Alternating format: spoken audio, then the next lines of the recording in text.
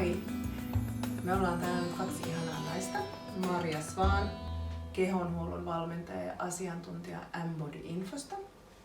Ja tässä on Silja Seppänen, kätilö vauvantaista. Me ollaan täällä tänään juttelemassa gua shasta.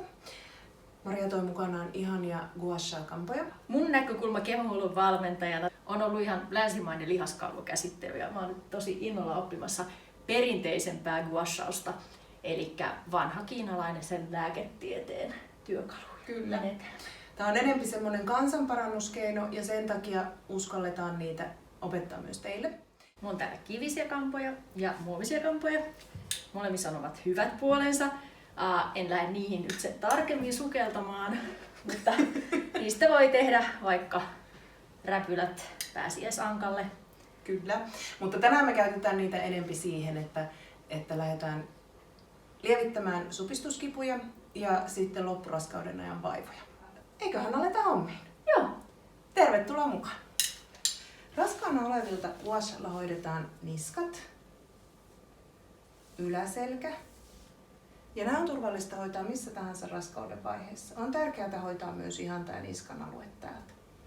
Ja sen lisäksi kallon pohja pienillä vedoilla tästä ylöspäin.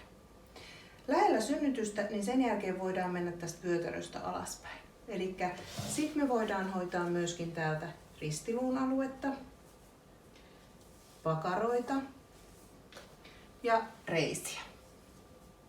Hoitosuunta on aina ylhäältä alas ja keskeltä ulos. Samoin täällä alhaalla ylhäältä alas ja keskeltä ulos.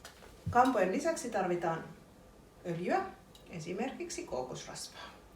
Äidin täytyy olla rentoutuneessa asennossa, eli nojata eteenpäin sillä lailla, että koko tämä alue on hyvin rento. Alueelle levitetään rasvaa ja kampautetaan käteen näin. Kammalla lähdetään työntämään keskeltä ulospäin. Ja sitä rasvaa voi levittää siihen samalla mukaan. Työnnöt voi olla pitkiä ja hitaita tai lyhyitä ja nykyttäviä. Ei vedetä, vaan liike on työntävä.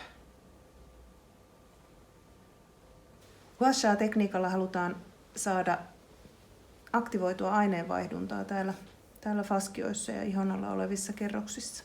Eli kun sillä kammalla lähdetään raaputtamaan, niin voimakkuus säädellään sen mukaan, että miten se hoidettava sitä kestää. Eli hän sanoo, että kovempaa tai vähemmän.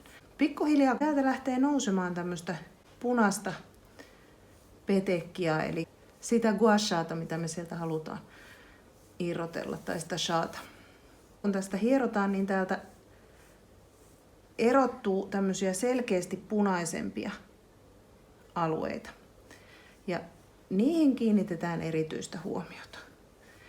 Välillä voi kokeilla sormella, että onko hoito valmis. Jos siihen jää vielä tämmöistä valkoista aluetta painaessa, niin silloin se ei ole vielä valmis ja silloin hoitoa jatketaan. Hoitoa voi tehdä eri suunnista niin, että se saadaan sieltä hyvin liikkumaan se kudos sieltä ihon alta.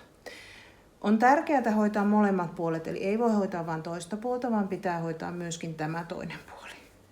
Tosin nämä kuviot ei välttämättä tule symmetrisesti molemmin puolin, vaan se riippuu ihan siitä, että minkälaisia jumeja siellä on. Kun synnytyksen aikana hoidetaan gua shalla, niin nämä paikat, mihin tätä on ilmestynyt tätä punaista, niin ne myös kertoo hyvin sen, että mistä kohti voidaan painella akupainannalla siinä synnytyksen aikana. Aina lopuksi sitten voi vielä silittää ja levittää öljyn tälle alueelle.